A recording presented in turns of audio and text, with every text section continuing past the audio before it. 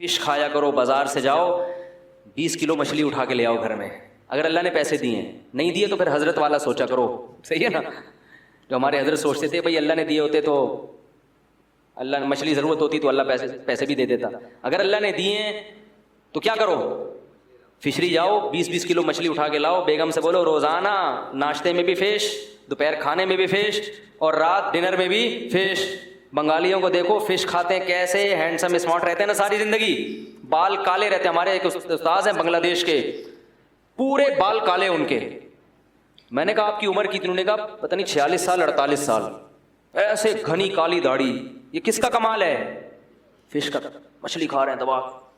ہمارے ہاں مچھلی ڈاکٹر کے مشورے پر ہفتے میں 1 دن, کیونکہ دوبارہ خریدتے ہوئے جان نکلتی ہے, یار مچھلی کیسے خریدیں, یار مچھلی کیسے. تو بھائی یہ قدرتی چیزیں, ان پہ پیسہ خرچ کرو. اللہ کے بندو شہد کھاؤ. کیا کھاؤ؟ ٹھیک ہے شہد کھاؤ. آج میں نے بھی چائلڈ اسپیشلسٹ سے پوچھا, وہ کہتے ہیں ماں کا دودھ بچے کے لیے 6 مہینے ضروری ہے. 6 مہینے کے بعد ماں کے دودھ کی ویلیو اتنی زیادہ, پھر روٹی کی ویلیو. اس لیے میں کہتا ہوں بچوں کو 6 مہینے کے بعد روٹی کا ٹکڑا پکڑا دیا کرو. بولا بیٹا آپ روٹی پہ آ جا ڈائریکٹ, کیونکہ بچہ پھر بھی اگر دودھ پیتا ہے نا تو پیٹ بھر جاتا ہے, پھر وہ روٹی نہیں کھاتا, بھوک ختم ہو جاتی ہے. جب روٹی نہیں کھائے گا تو بڑا نہیں ہوگا. چائلڈ اسپیشلسٹ نے مجھے یہ بھی بتایا, اس نے کہا دیکھو مولوی صاحب آپ اگر روزانہ 2 کلو دودھ پی لو تو کیا طاقت آئے گی جسم میں؟ روٹی کھانا چھوڑ دو اگر. میں نے کہا نہیں بھائی وہ تو مرنے لگیں گے. اس نے کہا روٹی میں اللہ نے کیا رکھی ہے؟ دودھ ایک ایکسٹرا چیز ہے. کھانچا وانچا اگر کہیں میدے کا خالی رہ گیا ہے, جو روٹی وہاں تک پہنچ نہیں سکی, تو کھانچے بھرنے کے لیے کیا کیا جاتا ہے آخر میں؟ دودھ پی لو. دودھ اصل نہیں ہے. یہ جو جانوروں کو جو چارہ کھلایا جاتا ہے نا, ایک وقت تک بچے کو, جانور کے بچے کو دودھ پہ فوراً دانے پہ لے آتے ہیں. تو میں نے مویشی والوں سے پوچھا, وہ کہہ رہے ہیں اگر بچے کو, بکری کے بچے کو دانا نہ کھلائیں تو وہ موٹا تازہ نہیں ہوتا. تو مائیں بھی بچوں کو دودھ پلا پلا کے نا, نقصان یہ ہوتا ہے کہ وہ روٹی نہیں کھاتے. ہاں روٹی پہلے کھلاؤ پھر دودھ پلاؤ اس کو, پہلے پیٹ بھر کے روٹی کھانا سیکھے وہ, پھر ایکسٹرا میں دودھ بھی ضرور, بہت فائدے مند چیز ہے. ہاں وہ جو حکیم بھیجا نا بادشاہ نے کہ صحابہ کرام بیمار ہوں گے تو یہ علاج کرے گا, تو آپ نے قبول کیا وہ حکیم کا تحفہ, مگر وہ حکیم سارا دن بیٹھ کے مکھیاں مارتا رہتا تھا. اس کے پاس کوئی مریض ہے بھائی نہیں. تو لوگوں نے پھر اس میں وہ حیران ہوا کہ یہ مسئلہ کیا, کوئی بیماری نہیں ہوتا ان میں.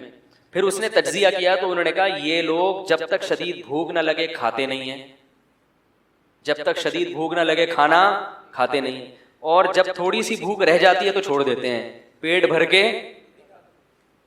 تو یہ ایک ایسا نسخہ ہے کہ اس کی وجہ سے بیماریاں دور ہو جاتی ہیں.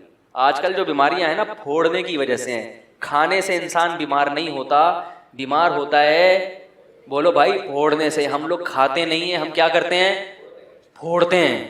ہمارا بس نہ چلے پلیٹ بھی کھا جائیں, وہ تو چونکہ اسٹیل کی کانچ کی ہوتی ہے وہ پیٹ میں اتر نہیں سکتی, ورنہ بچے کھا جائیں لوگ,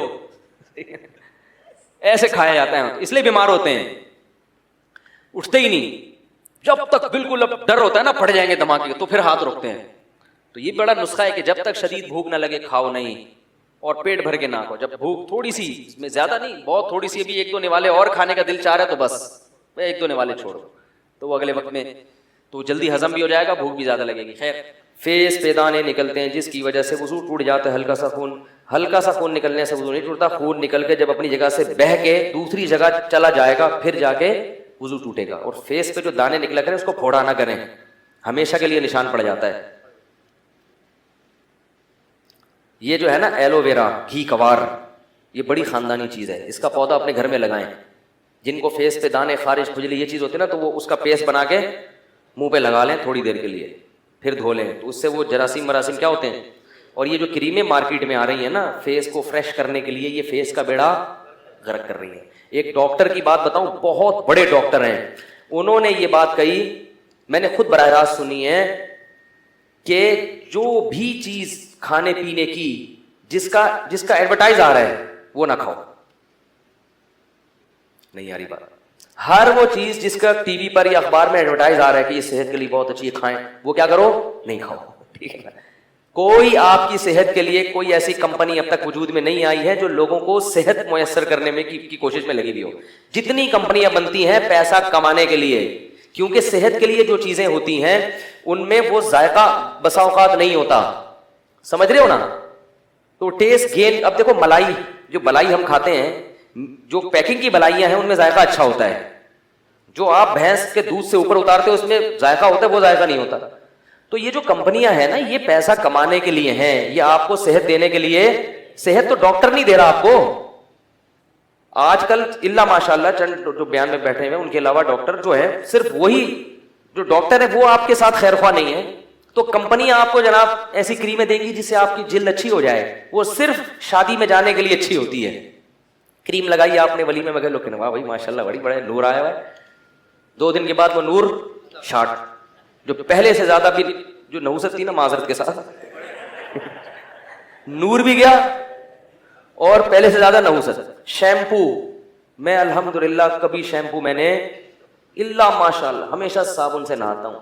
اسی وجہ سے میرے بال اب تک کالے ہیں, میرے جتنے بھائی ہیں ان کے بال دیکھو, میرے ابھی تک کوئی کالا کوڑا نہیں لگا رہے, سب کالے بال ہیں میرے. تو میں نے کبھی شیمپو نہیں لگایا. یہ شیمپو وقتی طور پر ریشمی بال اور یہ یوں ایسا آدمی کہتے ہیں واہ بھائی واہ, اس کے بعد اس کی عادت, اس میں کیمیکل ہوتے ہیں, اس کی عادت پڑتی ہے آپ کو.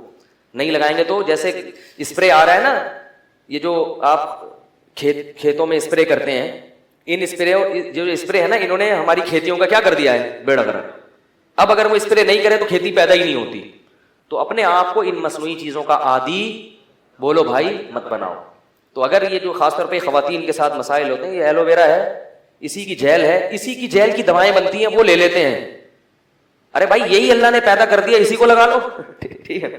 یہی کمپنی میں جائے گی, اس میں 2-3 چیزیں وہ اپنی طرف سے ملائیں گے, اس کو سیو کرنے کے لیے کیمیکل ڈال دیں گے, پھر وہی 10 گنا زیادہ قیمت پہ بیچیں گے. وہ لگا رہے ہیں لوگ, جس میں سائڈ افیکٹ بھی ہیں. اور جو اللہ نے اتنا آسان رکھ دیا, یہ ایلو ویرا امریکہ میں اتنا مہنگا ہے, کسی نے بتایا کہ کوئی تجارت کرنا چاہتا ہے نا, ایلو ویرا کے جیل بنا بنا کے ایکسپورٹ کرنا شروع کر دے. اور ہمارے ہاں یہ جگہ جگہ اگا ہوا ہوتا ہے. اس دن میں احسن آباد سے گزر رہا تھا, ایک آدمی نے اتنے ایلو ویرا کے پودے لا کے پھینکے, بولا یار یہ میں نے اٹھا لیے, وہ میں نے کہا لے بھائی, میں نے اپنے سب بچوں کو لے جا کے نا چمچے سے بھر بھر کے کھلا دی. میں نے کہا کھا لو, کیونکہ یہ اس میں بڑے پروٹین ہوتے ہیں, بچوں کے لیے بہت مفید ہے یہ.